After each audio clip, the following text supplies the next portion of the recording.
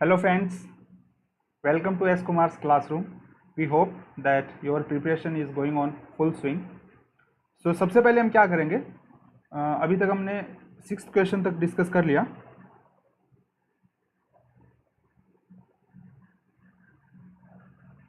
5th question तक discuss कर लिया, sorry. So first of all हम पॉलिटी और गवर्नेंस के जो क्वेश्चन हैं उनको करेंगे. सो 5th के बाद में today we will discuss 7th, 8th, 11th and 12th. ये 4 क्वेश्चन फटाफट से डिस्कस कर लेते हैं. शुरू के वीडियोस में मैं कुछ ज़्यादा डिस्क्रिप्टिव था, अब मैं जितना क्विकली हो सकता है उतना फटाफट पॉइंट्स को बोलने की कोशिश करूँगा. एंड आपको कोई भी पॉइंट नोट करना है, आप सिंपली स्क्रीन को पॉज करके स्क्रीनशॉट ले सकते हैं, नोट कर सकते हैं.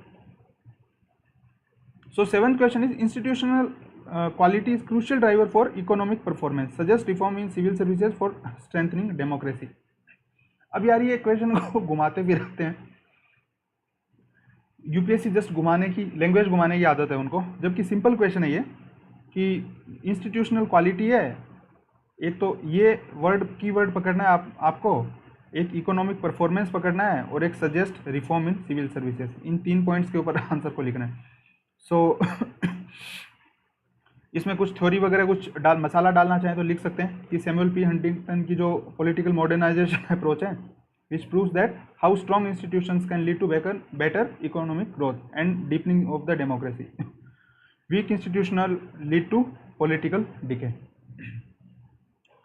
ऑल्सो ये दोनों लिखने की जरूरत नहीं, या तो ये या तो फिर ये यूज़ कर सकते हैं. वाई नेशंस फेल एक बुक है, उसमें यूएस के जो दो टाउन्स हैं, एक मेक्सिको बॉर्डर पे है और दूसरा यूएस के ऊपर, जो आप यूनाइटेड स्टेट्स का देखते हैं, तो वहाँ के जो 2 टाउन हैं यूएस और मेक्सिको के बॉर्डर के ऊपर,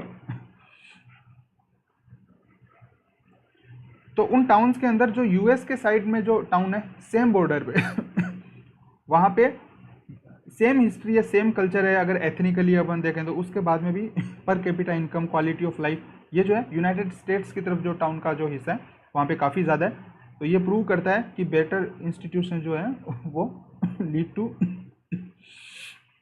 good economic performance. And recently NITI Aayog strategy for new India @75 explains that excessive rules and laws they lead to red tapism and bureaucratisation. इससे क्या होता है? Slow clearance, then delays in the project and it ultimately leads to poor economic growth. And then we can say that complex process and over centralization, poor efficiency, वो भी किस में lead करता है? Poor economic growth. सो ये इस तरीके से आपने फर्स्ट स्टेटमेंट को प्रूव कर दिया. Institutional quality is the crucial driver for economic performance. अब सिविल सर्विसेज के रिफॉर्म को बताना है. सबसे पहले आप लिख सकते हैं lateral entry, it will bring a fresh air, new know how, it will increase your technical coefficient of the bureaucracy. Recently UPSC ने नोटिफिकेशन भी रिलीज किया था for lateral entry, which is a step in right direction. Second, not to work on silos, cross sectoral holistic approach of ministries, cross ministerial collaboration should be there, like ministry of communication and external affair, sorry ministry of commerce and external affairs ministry. इससे क्या होगा?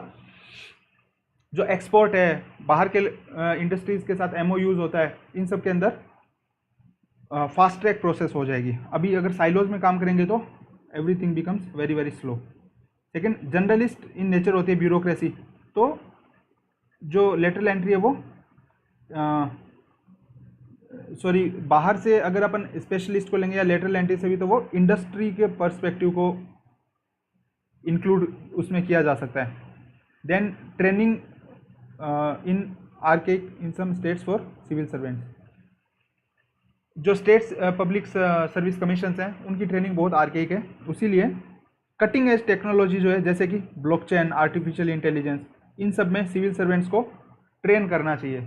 जैसा कि आंध्र प्रदेश में हमने देखा भी कि ब्लॉकचेन टेक्नोलॉजी का यूज किया गया, किस चीज़ के लिए? For land records.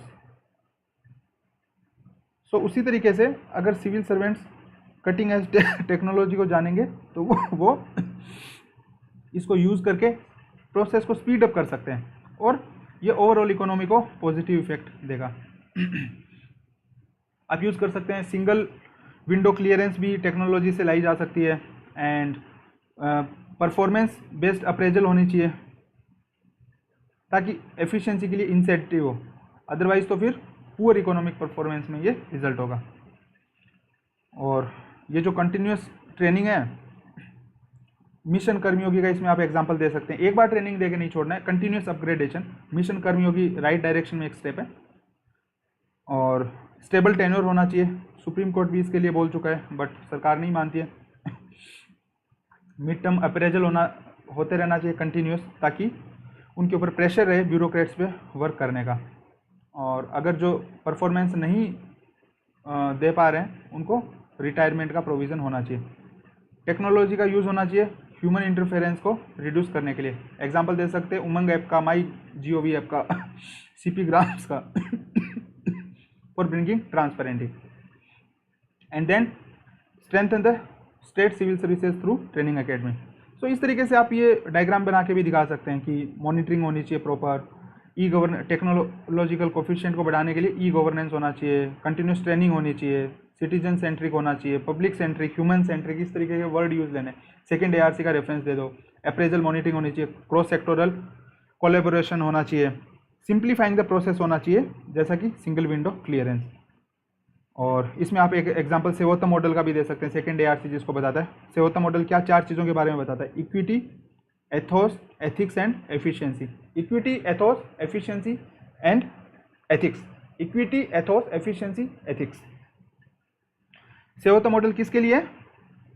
Good public service delivery के लिए। अब पब्लिक सर्विस का क्या रिलेशन है? जब पब्लिक सर्विस डिलीवरी अगर एफिशिएंटली होगी तो इकोनॉमिक परफॉर्मेंस डेफिनेटली बढ़ेगा। आपको क्योंकि क्वेश्चन में इकोनॉमिक परफॉर्मेंस लिखा है तो जितने भी ये पॉइंट्स हैं उनको आप इकोनॉमिक परफॉर्मेंस से रिलेट कर दोगे। बस इतना सा दिमाग लगाना है। सेम ही मसाला रहता है, अलग अलग सब्जी बनानी रहती है, वही पनीर रहता है, आलू रहता है, हरी मिर्ची रहती है, टमाटर रहता है, ठीक है। अब बंदा जो बोले उसको वो सेम मसाले से वही देना है, ठीक है। अब यहाँ पे इकोनॉमिक परफॉर्मेंस उसने पूछ लिया यूपीएससी ने, तो बस हर जगह पे मैं उमंग ऐप ये करूँगा, माई GOV, इससे क्या होगा? ग्रीवियंस रिडर्सल जल्दी होगा। इससे जो लोगों के प्रोजेक्ट होंगे या फिर लोग जिस भी चीज़ के लिए ग्रीवियंस कर रहे हैं वो जल्दी प्रोसेस हो जाएगा। अल्टीमेटली वो इकोनॉमिक परफॉर्मेंस को बढ़ाएगा। क्वेश्चन में जब इकोनॉमिक परफॉर्मेंस पे क्वेश्चन है तो आपको टू द पॉइंट रहना है, क्योंकि यूपीएससी आंसर चाहती है to the point. So suggest reform in civil services for strengthening democracy, है ना, institutional driver for economic performance. तो बस यही है, वही सेम क्वेश्चन रहते हैं। अब ये इकोनॉमिक परफॉर्मेंस की जगह और कुछ भी पूछ लेगा तो भी घुमा फिरा के यही पॉइंट लिखना है। Question number 8, fourth industrial revolution has initiated e-governance as an integral part of government discuss. So इसमें जस्ट मैंने एक छोटा इंट्रो लिख दिया है, आपको इतना बड़ा इंट्रो इसका लिखने का कोई ज़रूरत नहीं है। इंट्रोडक्शन कभी भी इतना बड़ा नहीं होता है। मैंने जस्ट चारों इंडस्ट्रियल रिवॉल्यूशन को बता दिया है कि पहला इंडस्ट्रियल रिवॉल्यूशन 18th सेंचुरी में वाटर एंड स्टीम पावर का, second industrial revolution 19th century electric power, mass assembly line production, mass production through conveyors. So पहला वाटर स्टीम पावर हो गया, दूसरा मास असेंबली लाइन का हो गया, mass production. Third 20th century digital revolution, computer, IT 70s का जो था, electronics, fusion of technology to blur line between digital and biological sphere. ऐसे बड़े बड़े वर्ड यूज कर लिया करो, to blur the line between digital and biological sphere या स्पेस। डिजिटल रिवॉल्यूशन ने क्या ये सब कर दिया। फोर्थ रिवॉल्यूशन है 21st सेंचुरी के अंदर जो है artificial intelligence, blockchain technology, internet of things, 3D printing, big data, robotics, nano technology, biotechnology, quantum computing etcetera. और ये जो टर्म है ये वर्ल्ड इकोनॉमिक फोरम ने कॉइन किया था, इंडस्ट्रियल रिवॉल्यूशन 4.0। सो आपको जब फोर्थ इंडस्ट्रियल रिवॉल्यूशन ही पूछा है तो यहाँ से ये इतनी राम कहानी बताने की जरूरत नहीं है, सीधा फोर्थ के अंदर आके इतना इंट्रो के अंदर आप लिख लीजिए। ये सब सिर्फ आपकी जानकारी के लिए था। अब टेक्नोलॉजी है, फोर्थ इंडस्ट्रियल रिवॉल्यूशन के टाइम क्या हुआ, टेक्नोलॉजी की एस्पेक्ट बन गया। आपको पहले इंपॉर्टेंस बताना है। क्वेश्चन ये पूछ रहा है आपसे कि कैसे e-governance integral part of government बन गया है, तो आपको पहले ये बताना है कैसे टेक्नोलॉजी जिंदगी का इंटीग्रल एस्पेक्ट बन गया है। तो इसलिए गवर्नेंस में भी, गवर्नमेंट में भी इसको नेग्लेक्ट नहीं कर सकते। जैसे ऑनलाइन इंफॉर्मेशन डिसेमिनेशन को आप देख लीजिए, ऑनलाइन बैंकिंग को देख लीजिए, ई-कॉमर्स को देख लीजिए, इंडस्ट्रीज को आप देख लीजिए कैसे टेक्नोलॉजी, हेल्थ एंड एजुकेशन को देख लीजिए, online initiative, Covid pandemic specifically. So जब everything is going online, it also gives impetus for online government or e-governance for keeping up with the society and time to provide good governance. So क्या क्या important initiatives हैं, अब बस वो explain करना है. Digital India बोल दिया, सीपी ग्राम्स बोल दिया, online grievance redressal for different departments, Pragati app बोल दिया, multipurpose multi modal platform for proactive governance and timely implementation. बस यही है, यही भारी वर्ड यूज करने हैं. Multipurpose multi modal platform for proactive governance and timely implementation. Multipurpose multi modal platform for proactive governance and timely implementation. बस ये लिख के आ जाना, नंबर मिल जाएंगे. Multi modal multipurpose platform for proactive governance and timely implementation. Then आप बोल सकते हो कि G2C governance, government to commerce का आप बोल सकते हो. Government to G2C government to citizen. Citizen के साथ गवर्नमेंट क्या, CSC common service centre, e courts. अभी आप एग्जांपल दे सकते हो सुप्रीम कोर्ट का, गुजरात हाई कोर्ट का. My gov app to build platform government और सिटीजन के बीच में इंफॉर्मेशन डिसमिनेशन. जैसे मन की बात भी उनके थ्रू की जाती है. सिटीजन के साथ और क्या इंटरफेस, आधार का, डिजी लॉकर का, जिसके अंदर आप अपने डॉक्यूमेंट्स रख सकते हो. गवर्नमेंट टू गवर्नमेंट आप बोल सकते हो, डिफरेंट स्टेट गवर्नमेंट्स के साथ. जो अभी मोदी जी जो प्राइम मिनिस्टर जो थे उनका जो स्टेट चीफ मिनिस्टर्स थे उनके साथ ऑनलाइन कॉन्फ्रेंस का एग्जांपल दे सकते हो in the Covid pandemic. Government to business G2B के आप बोल सकते हो, e procurement every department. MCA21 database ministry of corporate affairs का, इसका example. Government to G2E government to employees, mission Karmayogi बोल सकते हो आप एग्जांपल. तो इस तरीके से बस ये पॉइंट हो गए. मैंने पॉइंट नंबर नहीं लगाया, इसमें खूब सारे पॉइंट हो गए आपके, 3 4 5 6 7 और इनके सब पॉइंट हो गए. That's it. यही 12-13 पॉइंट हो गए, खत्म बात. और क्या क्या एडवांटेज है, ट्रांसपेरेंसी आती है, अकाउंटेबिलिटी आती है, इकोनॉमिक एफिशिएंसी बढ़ती है, इकोनॉमी प्रोग्रेस होती है, एफिशिएंसी बढ़ती है, सब्सिडियरिटी प्रिंसिपल कि भाई ग्राउंड लेवल पे प्रॉब्लम सोल्व हो जाती हैं, और सिटीजन सेंट्रिसिटी आती है जैसा कि सेकेंड ARC भी बोलता है, और ओवरऑल सोशल कैपिटल बढ़ता है. सो कंक्लूजन में आप लिख सकते हैं, e governance can be argue to be the key component of futuristic governance of 21st century. Government must build robust e infrastructure to ensure data security and public welfare. ये way forward हो गया आपका कि भाई अच्छा ई infrastructure बनाओ और public welfare के लिए डाटा सिक्योरिटी जो है आपकी वो अच्छी होनी चाहिए. सो ये हो गया question number 8. Now question number 11. Indian constitution exhibit centralising tendency to maintain unity and integrity of the nation. आपको हर स्टेटमेंट पे ध्यान देना है. अब इस स्टेटमेंट को भी एक्सप्लेन कर दीजिएगा, वो आपका इंट्रो हो जाएगा. Elucidate in the perspective of epidemic disease act 1897, disaster management act 2005 and farm act recently passed. इनके कॉन्टेक्स्ट में इसको बताना है. सो आपका इंट्रो यहीं से स्टार्ट हो जाएगा. जो पार्टीशन का हो रहा था उसके बैकड्रॉप में कॉन्स्टिट्यूशन बना था. तो हमारा जो कॉन्स्टिट्यूशन है, it is not like USA जहाँ पे रेजिडुअल पावर स्टेट्स के साथ दिया गया है. इससे आपको कंपैरिजन भी हो गया US के साथ, तो अच्छा लगेगा. तो हमारा जो है इसको क्वासाई फेडरल भी कहा जाता है. So what are the centralising tendencies. The first one, list 1 जो है शेड्यूल 7 की, उसमें ज़्यादा सब्जेक्ट है.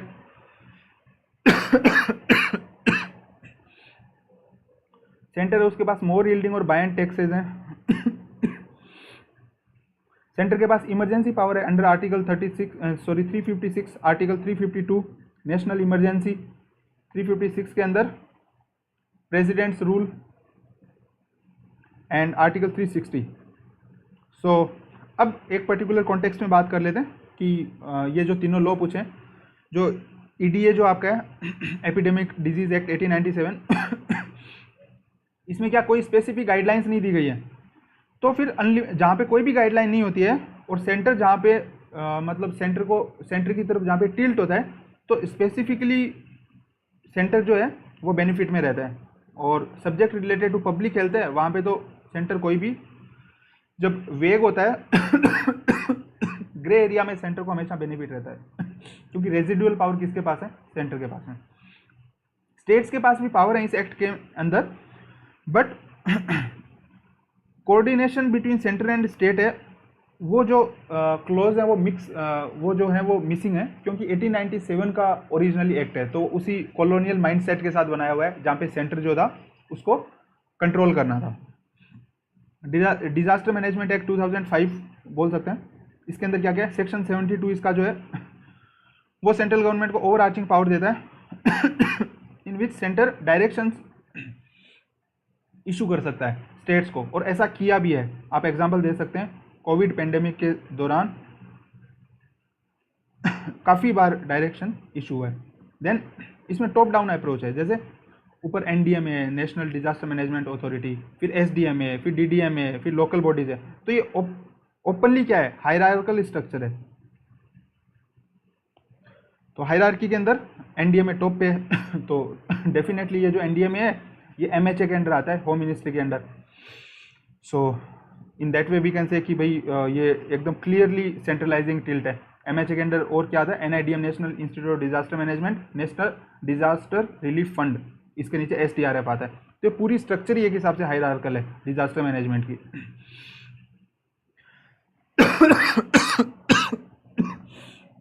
एक पॉइंट आप इसमें ये लिख सकते हैं कि पब्लिक हेल्थ जो है वो सॉरी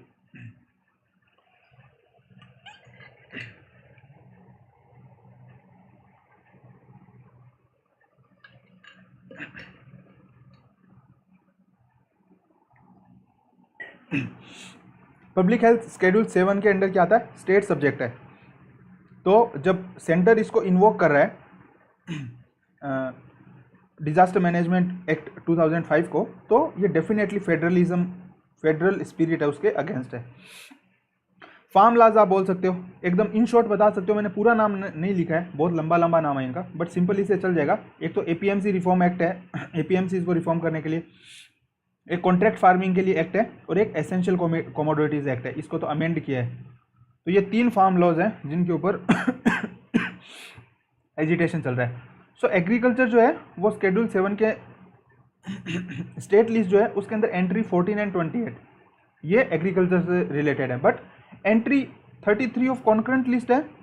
कॉन्करेंट लिस्ट जो है उसमें सेंटर स्टेट से बेनिफिट में होता है।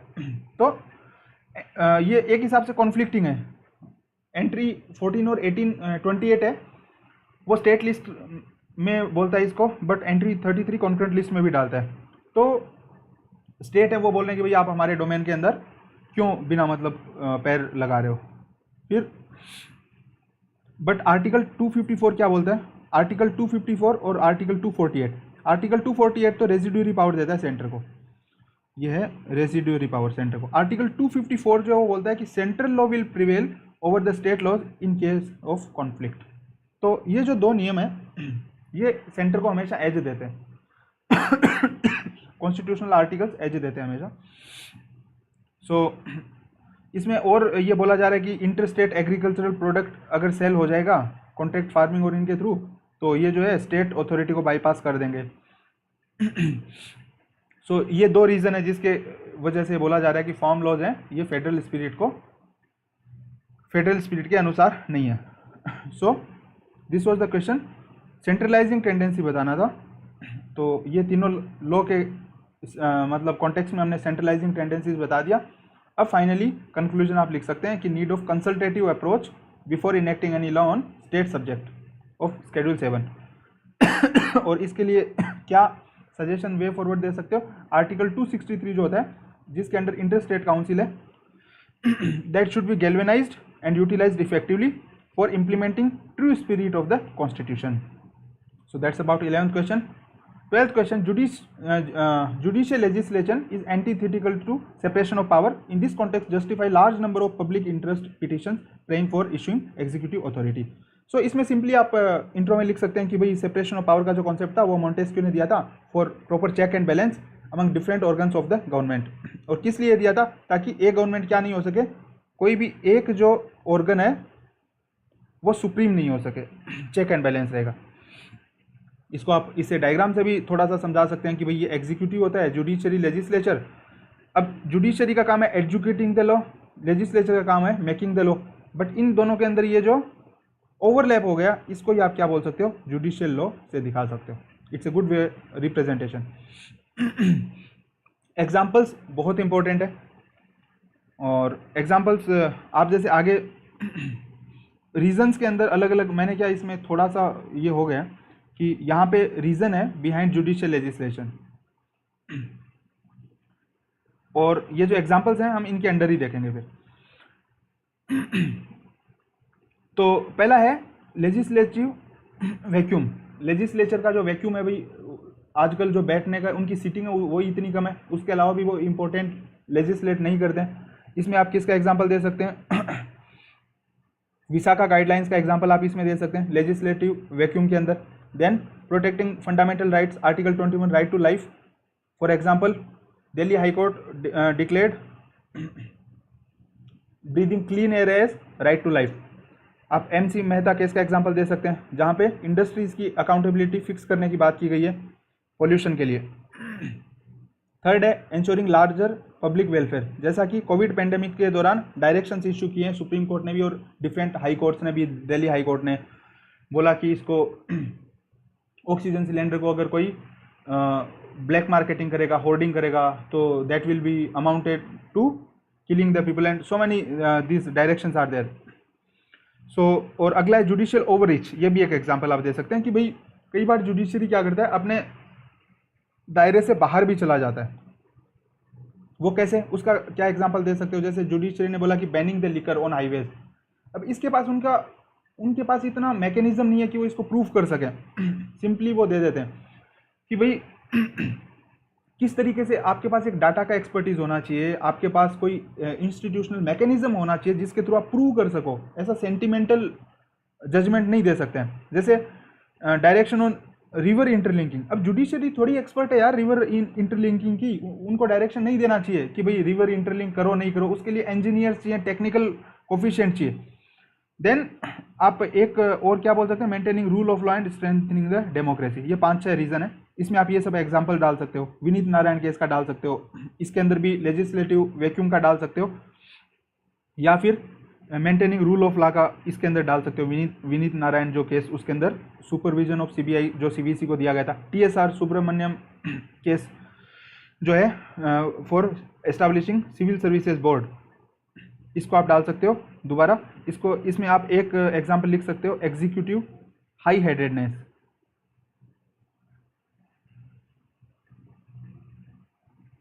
तो ये इसके अंदर भी आ सकता है कि भाई एग्जीक्यूटिव जब हाई हेडेड हो जाता है तो then also judiciary intervenes.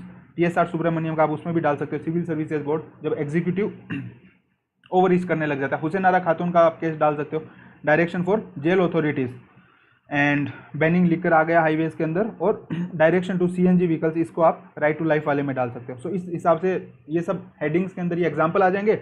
And then in conclusion you can say it is true that an activist judiciary must step into wherever there is judicial vacuum, but judiciary should practice self-restraint and must not interfere in the domain of legislature and executive. It is sine qua non for healthy functioning of a democracy that सारे के सारे जो organs हैं वो अपने अपने दायरे में रहें, जुडिशियरी, एग्जीक्यूटिव एंड लेजिस्लेचर. सो इस तरीके से भारी वर्डों के साथ आप इसको एंड कर दीजिए. Thank you so much for connecting.